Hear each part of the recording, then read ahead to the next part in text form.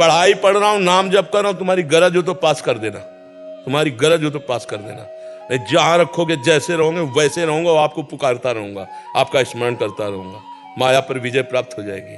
भगवान के भरोसे उन्नति ही उन्नति। एक राजा केरल के थे, उन धर्म के, अब देखो उनकी उन्नति। अब एक दिन दृष्ट बुद्धि की पुत्री थी, उसका नाम था विषया। वो उसका जन्मदिन उत्सव मना रहे थे, तो बड़े बड़े विद्वान सब आए हुए थे। तो पुत्री का हाथ दिखाया, तो विद्वानों ने ऐसे रेखा देखी और लड़के को देखा खेलते हुए, चंद्रराज जी को। तो उनका इसका पति तो ये होगा। तो एकदम अपमान लगा ना, राज्य मंत्री और उस दासी पुत्र। तो उस समय तो कुछ नहीं बोला, जल्लाद बुलाए और कहा इसको काट के फेंक दो जंगल में जाके। अब दासी चंद्रराज जी को गायब कर दिया।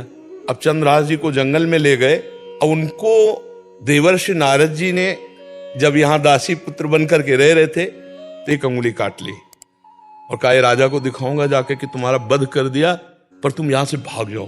कृष्ण कृष्ण कृष्ण कृष्ण कृष्ण। और वो जल्लाद वापस अंगुली दिखाए कि मैं अपने राज्य का राजकुमार बना करके पालन पोषण किया और 10 वर्ष हो गए। तो बादशाह ने दृष्ट बुद्धि से कहा चंदनवती नगर का राजा कर देने नहीं आया, सम्मान पूर्वक कर दे तो ठीक है, नहीं उनका विनाश कर दो, आधा तो नहीं रहने दूंगा। मन में सोचा चाहे बेटी भी दवा रहे। 4 जल्लादों को बुलाया और कहा देवी के मंदिर में जाओ।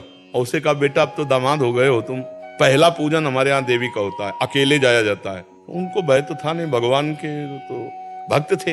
बोले आप पूजन करके आओ, बहुत प्रसन्नता हुई कि आप जैसा दामाद। और अंदर से जल रहा था,